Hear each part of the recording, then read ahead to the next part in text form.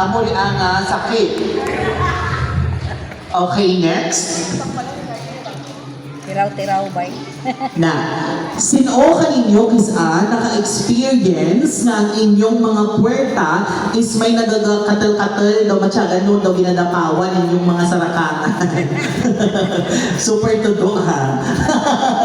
Okay. Amo na kisa, rabala nga after gamit ng inyong mga partner, after 2 days, 3 days, nagaparangatal inyong sarakangan. Kay wala ka mo kamaan, base infected ka mo kang trichomonas.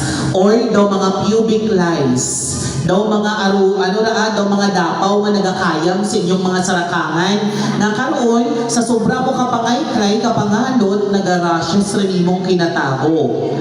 Okay, next. Candidiasis. Ang candidiasis amura kung is ang inyong mga dila na sobrang boys and girls and sa mga teenager natin na sobrahan yung kang laps.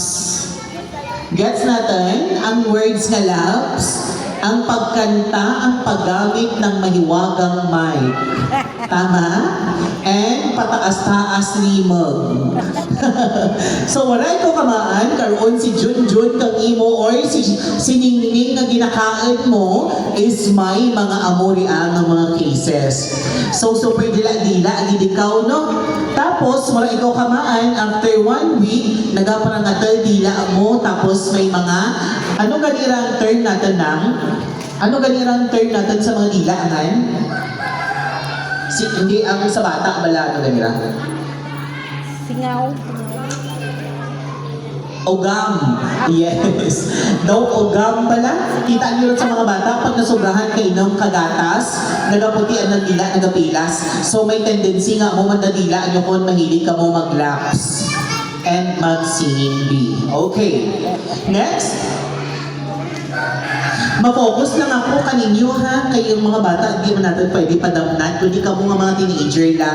Amo lang nga tingala, kamo kaninyo ako nag-focus, kay kamo ang dapat, kaya ang mga babies natin medyo kailangan lay low lang ang pag-lecture, kaya hindi pwede. Okay, mga pubic lice, scabies naman. Ang scabies is, amorian, kung may makita ka mo karoon na adyayan, sa inyo, sa mga lalaki mostly, kung makita ka mo nga daw mga arutos sa inyong mga junjun, no? I-check din si junjun kung base karon may mga arutos si Aran. Sobra ka pang